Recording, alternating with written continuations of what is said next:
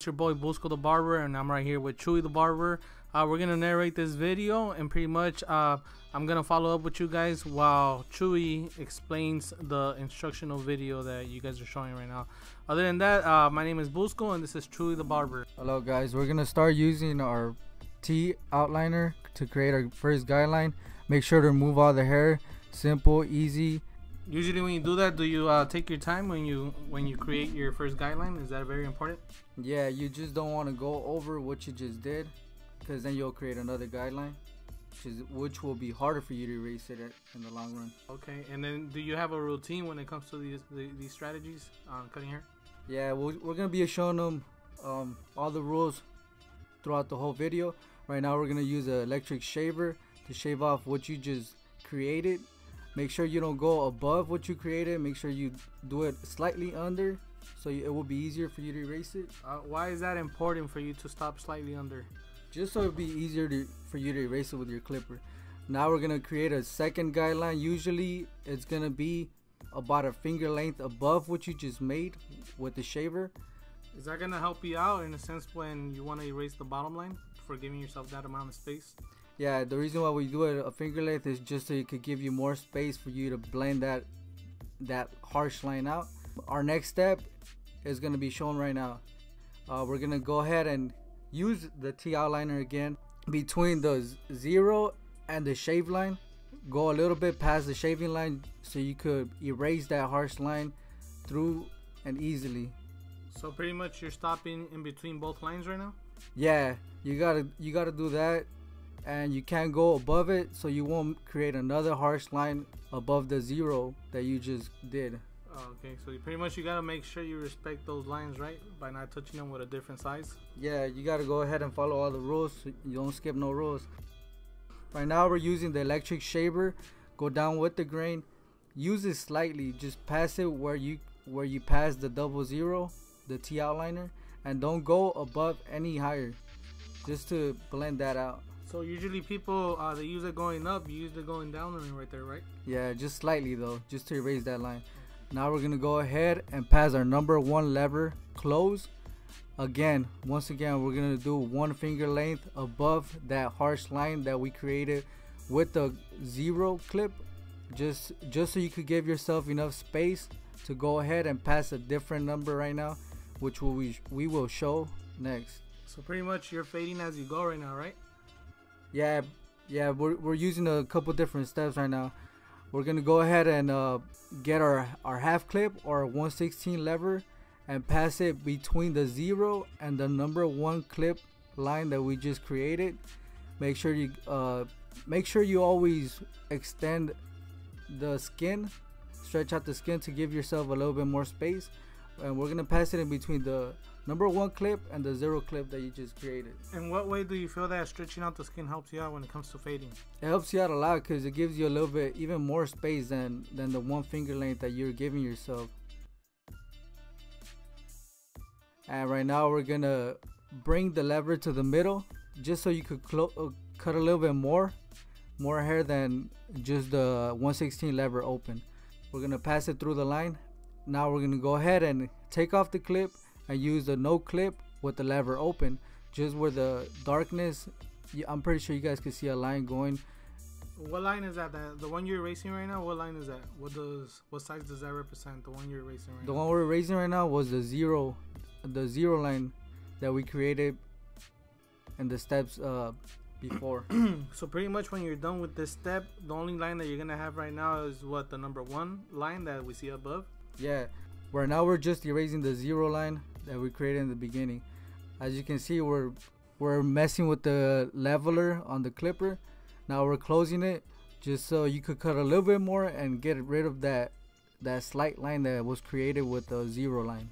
So make sure when you guys are done with these steps, you can always go ahead and retouch by moving your lever up and down as you go. Make sure you know where to place your machine as you move your level.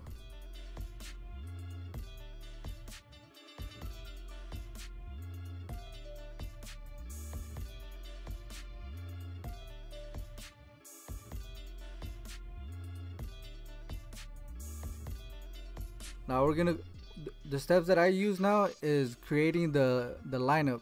The reason why I do that is because it gives me a better range and a better view of where the crown area is at and where I have to blend out from the mid fade onto the crown.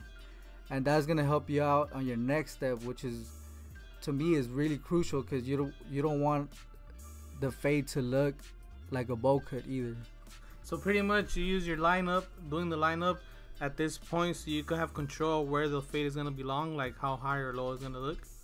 Yeah, and pretty much to blend out from the long hair to the short hair on the mid fade that we're creating. Does it help you out in a sense for you to doing that fade easier, knowing where to stop or anything like that? Yeah, it's really crucial, because you don't want to go too high, because then it'll end up looking like a high fade with a mohawk, and we're gonna do a comb over, and we gotta blend out the sides evenly, so it could pretty much just look perfect for a comb over. Our next step is to pass the number 1.5 close, and we're gonna go ahead and pass it all the way to the top, between the all around the crown area, and this number is gonna be closed. When you started your first guideline, your 0, I noticed that it looked like you were going kind of, I'm not gonna say like a faux hawk, but you were going kind of down. Does that help you in a sense when you want to leave more bulk in the back of the nape? Yeah, it does. You gotta create a round shape of the head. Make sure it's not all flat. Right now we're gonna pass the number 1 lever open between the 1.5 that we created and the 1 clip that we created on the previous step that we did. Do you feel that it's easier for you not to mess up, since you had already passed the number 1.5 with the lever close, and then pretty much right now you're using the 1 with the lever open, which is a 1.5 as well, but does that help you out with the steps you did? Yeah, it does. The 1.5 open, or the 1 open is really the 1.5, but it's just a slightly under the 1.5 clip, and you don't want to raise it too high either. We're gonna use a number 1 clip now, pretty much bringing it down and trying to raise that 1 clip that you created previous step. We're gonna mess with the lever. Now we're gonna do it in the middle, just trying to erase the shadows that we created. Keep passing the number until you see is that it's erasing. If it's not erasing, then we're gonna have to go with a clipper that's lower.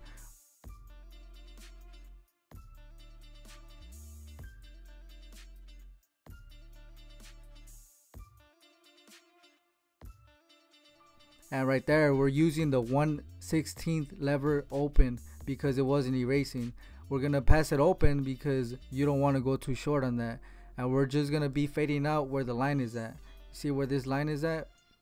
We're gonna try to erase those by messing with the 1/16 lever. We're gonna do it to the middle, close it up a little bit. Make sure you're detailing it. Obviously the lower you go with your lever, the more you're gonna leave, the more hair you'll leave, and the shorter the lever is at, you're gonna cut a little bit more hair. Is that always important right there, when it comes to erasing the line in between the half and the 1? How important is that for this haircut? It's really important. You gotta, it's like a stairway, so you gotta go from the 0 to the 1 to the 1.5 to the 2. You're using the China marker, right? What do you feel about enhancements? I just feel like the enhancements makes your haircut look more detailed, and the client always loves more detail. When you use your enhancement, you use it right after you did the perfect shape up, so regardless when they take it off, they're still gonna have the perfect shape up, right? Yeah, you don't want to use it before you do the lineup, because sometimes they'll mess up their hairline after they take a shower. Go ahead and shave what we just created. We're gonna be using the easy blade, perfect for this type of haircut. We're gonna go ahead and shave the part that we just created with our T-outliner. Make sure you shave from up to down and never sideways, or you'll cut the skin. So it's just vertically down, never to the side. So pretty much right now you're using the Easy Blade shaving products. What do you think about their shaving products or shaving gels in general? I think they're perfect for shaving. Makes the shaving a little bit more smoother for the client and yourself as well. It makes it easier for your blade to slide through and not get stuck with the client's skin as well. you don't want to cut the client, and it's always a little bit more soothing to the client using any type of gels, which the Easy Blade is really perfect for shaving.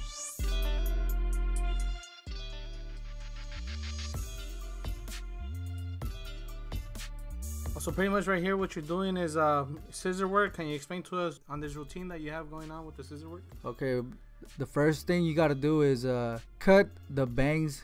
Start from the front. Make sure you, whatever the client wants.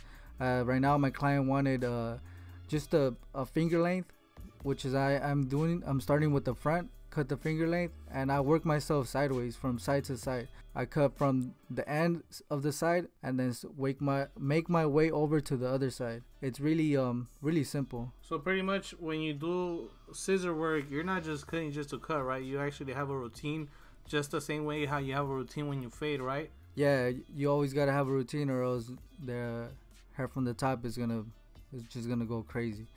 You want to go from side to side. A lot of people do from front to back, but my style is from side to side.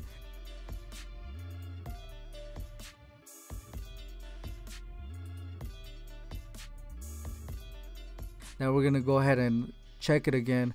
On our next step, we're gonna do from front to back, just to make sure everything's even. Do you feel that it helps you out when it comes to doing that strategy front to back? Are you able to see other things in a different view? Yeah, like right now we're gonna do front to back. You see those little tips right there? You're always gonna miss a couple of little hairs. That's why you have to go from front to back too, just to check any extra hairs that you gotta cut to make everything look perfect and even. Are you able to control the hair on how it's gonna land by the way you're cutting it right now towards the back? Yeah, you're gonna have to use your fingers, you know. Make sure the front to back it's always evenly, but once you get to the back, you gotta make it look kind of roundish. So you're gonna cut a little bit more, just a slightly bit more than the front. And does that help you out in a sense where you're giving the actual haircut a shape besides just cutting it? You're in control, right, on the way how you're making this haircut look? Yeah, you always gotta make sure the blend even from the top goes evenly, so it could look perfect, so it could look round and not just like a straight mullet or like a straight undercut. So right now I see you using the hair blow dryer. I'm pretty sure you're prepping the hair right now to get it ready so you can style it. What do you think about styling the hair, and does that help you out in locking down a client? Yes, styling is always key to keeping a client. If your client could walk out of the chair looking even flyer with a great style, he's gonna come back, and that's really the key to bringing him back. If you have a nice haircut, well blended, but his top is not well styled and it looks clumsy, I'll guarantee you he most likely will not come back. Even if your haircut is flawless, the hairstyle is always gonna be a key to bringing him back. So right now you're just taking your time with the hair blow dryer, right? What are you using? What type of product are you using on the hair? I like to use a lot of matte looks, so we're gonna use a matte paste look. It's really going in style right now. I feel like it's a little bit better than gel, because the gel leaves it wet and the paste will leave it a dry look. It would be easier for you to style it too. Alright guys, so I hope you guys like this video. This is the end of the video. My name is Bosco the Barber, and this is Chewy the Barber. I'm gonna let him finish the video. You guys go ahead and follow him. Yeah guys, if you guys could follow me on Instagram, my name is JFadezz, is JFADEZXX. Hope you guys like this video. This was a haircut we did. I really like the haircut, and I hope you guys learned from this.